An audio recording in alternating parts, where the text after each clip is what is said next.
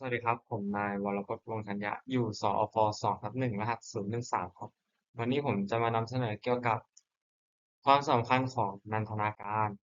ความสำคัญของนันทนาการมีอะไรบ้างเช่นด้านสุขภาพด้านมนุษยสัมพันธ์ด้านพัฒนาบุคลิกภาพด้านการพัฒนาความเป็นพลเมืองดี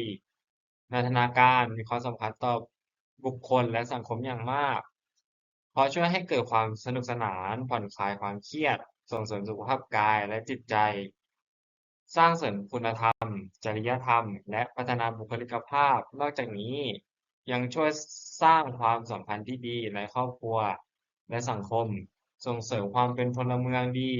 และใช้เวลาว่างให้เกิดประโยชน์ ด้านสุขภาพมีส่งเสริมสุขภาพทางกายส่งเสริมสุขภาพทางจิตใจสร้างความสัมพันธ์ทางสังคมส่งเสริมการเรียนรู้และพัฒนาส่งเสริมคุณภาพชีวิตสรุปแล้วด้านสุขภาพมีความสำคัญเกี่ยวกับทั้งสุขภาพทางกายและจิตใจช่วยลดความเครียดลดความเสี่ยงของโรคต่างๆและส่งเสริมการมีปฏิสัมพันธ์ทางสังคมด้านมนุษยสัมพันธ์ ฝึกการทำงานเป็นทีมพัฒนาทักษะทางสังคมส่งเสริมความสามัคคีส่งเสริมการเป็นพลเมืองดีสร้างความสุขและผ่อนคลายนันทนาการมีความสำคัญต่อการพัฒนาด้านมนุษยสัมพันธ์อย่างมากเพราะกิจกรรมนันทนาการช่วยส่งเสริมช่วยส่งเสริมการสร้างปฏิสัมพันธ์ที่ดีระหว่างบุคคลการทำงานร่วมกันเป็นทีมและการสร้างความสัมพันธ์ที่ดีในชุมชนและสังคม ด้านบุคลิกภาพส่งเสริมความมั่นใจในตัวเองพัฒนาทักษะทางสังคมส่งเสริมการควบคุมอารมณ์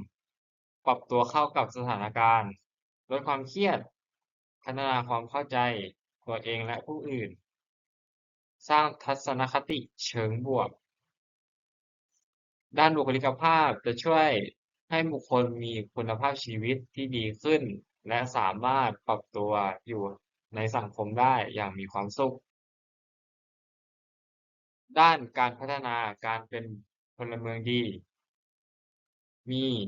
สามารถส่งเสริมเกี่ยวกับส่งเสริมความรับผิดชอบและระเบียบวินัยส่งเสริมการปรับตัวการอยู่ร่วมกันส่งเสริมความสามัคคี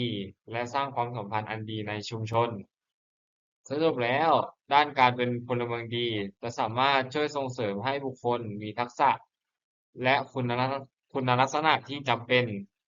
สำหรับการเป็นพลเมืองดีที่มีคุณภาพ เช่นความรับผิดชอบการปรับตัว